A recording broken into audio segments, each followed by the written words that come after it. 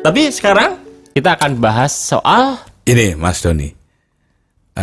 Saya di jalan tadi menemukan sebuah pepatah lama yang distimulasi oleh situasi jalan raya yang saya lewati itu. Orang main klakson, orang yang sangat mementingkan trafiknya sendiri. Ini loh budayawan, penulis ya apa jadi rezeki lah. Iya. Ada yang melawan arus dan melotot pula malah kepada orang-orang yang taat arus ini. Benar. Ya ini gimana cara mensikapi situasi ini kan tidak dengan keputusan-keputusan reaktif pasti akan malah menjadi destruksi kita semua. Kontraproduktif. Karena orang itu walaupun salah kita halo pasti marah. Iya, Dan kita tidak mungkin berantem setiap menit. Benar. Dan orang-orang itu lebih berani berantem ketimbang kita yang taat arus ini. Orang taat arus ini mungkin karena tidak berani berantem itu yang salah kali. Lalu lebih memilih bersandar kepada hukum. Kan gitu. Saya ini orang yang lemah, maka memilih hukum sebagai pelindungku. Maka aku tidak perlu belajar di kuil-kuil kungfu, silat. Saya serahkan saja kepada hukum. Kamu bayangin Pak Pri terus silat. Iya, aku kalau bisa itu kayak Jet Li, kayak Jackie Chan itu tetanggaku tak hajar terus. Buang sampah hajar, ngebut hajar. Mungkin karena nggak berani justru. Lah, kenapa hukum itu dibutuhkan? Karena orang-orang yang tidak seberani saya ini mungkin banyak jumlahnya. Iya. Tidak semua dari kita itu bisa memaksimalkan kekuatan otot untuk bertahan. Ada orang yang fisiknya benar-benar tidak terlatih karena sibuk belajar hukum, sibuk belajar sejarah. Orang-orang ini kalau diganggu belajar silat, lah yang ngurus sejarah siapa? Padahal saya melihat sejarawan yang tua, yang sudah sepuh itu nggak usah pakai pesilat, itu dijorokin sama anak kecil saja rubuh gitu ya. Nah ini harus hukum yang melindungi. Nah dari jalan itu Mas Doni, saya melihat ada kekuatan yang belum sampai hukum tapi kekuatan moral. Pepatah ini menganjurkan kekuatan moral. Seperti lazinya pepatah-pepatah yang sudah kita share ya. Apa namanya? Kaduk wani kurang dugo. Kaduk wani kurang dugo. Ya. Nah, perkata aku masih agak-agak. Wani tahu kaduk itu apa? Kaduk itu terlanjur. Terlanjur. Kaduk itu apa ya? Keburu gitu loh. Keburu, terlanjur dan kelepasan kira-kira. Kemarin kita juga pernah bahas ini bukan ya? Iya, bahas pun nggak apa-apa. Tapi jadi teringat soalnya. Iya. Tapi mungkin di tempat yang lain kamu dejavu kali. Mungkin. Atau mungkin karena siaranku di banyak tempat ya. Rasanya kok belum ya gitu ya. Ya kalau sudah pun nggak apa-apa kita review karena sentuhan ini dalam sekali. Ya, kaduk terlanjur. Kaduk wani berani. Kurang dugo. Kurang dugo. Jadi sudah terlanjur berani atau orang itu memang terbiasa tidak menghitung apapun sebagai sebuah risiko. Keberanian yang tanpa kalkulasi itu disebut kaduk wani. Keberanian tanpa sains, tanpa hitung-hitungan, tanpa ukuran. Itu di Jawa disebut kaduk wani. Nekat sama? Oh itu lebih dari sekedar nekat. Lebih dari sekedar nekat. Ya. Nekat itu ya sudah itu orang frustasi ya. Ya. Kaduk wani itu orang dia masih normal mikirnya, cuman nggak ada perhitungan. Ini lebih superior lagi ngawurnya.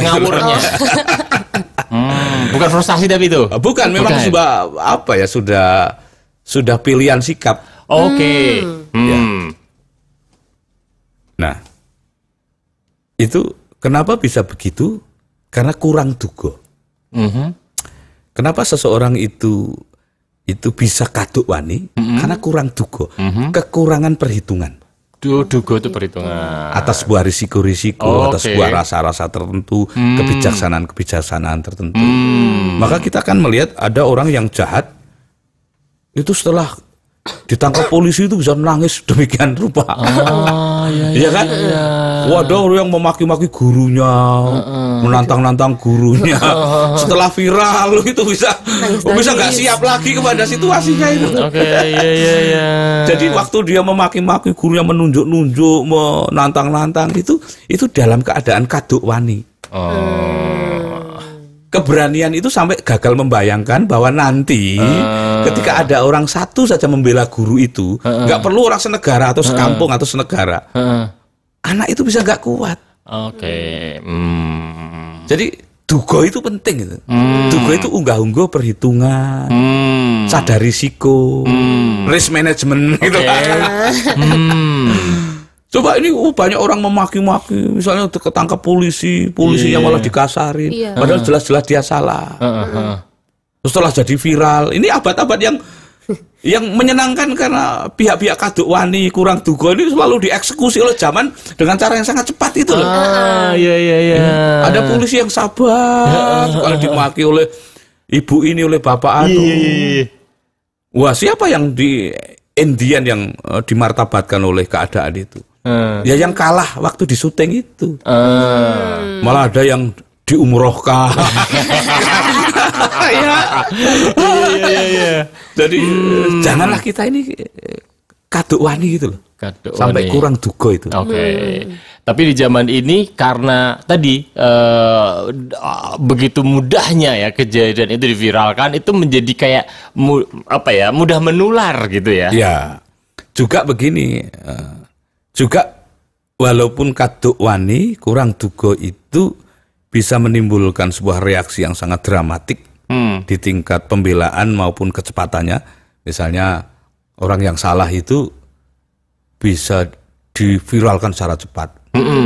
Terus orang yang dianggap benar dan teraniaya itu bisa menjadi hero benar. Iya, betul. Wah, diberi donasi, ditolong, di empati. Iya.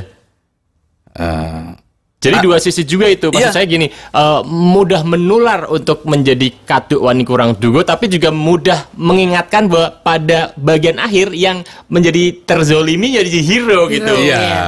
Kayak jadi mikir juga, gitu. Tapi zaman ini juga mudah membuat orang menjadi kaduk wani, Mas Doni.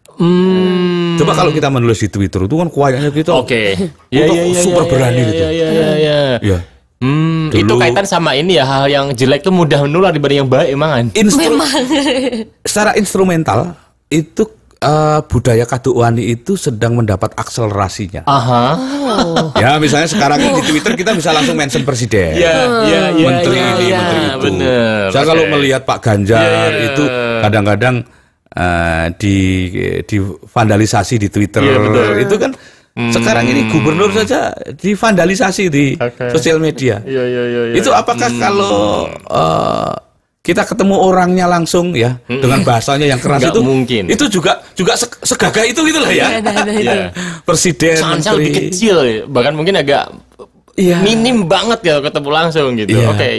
Jadi sekarang ini secara instrumen dukungan kepada budaya kaduk wani itu memang sedang besar-besar. Di Facebook itu kita merasa sendirian, sehingga ngomong apa saja berani gitu loh.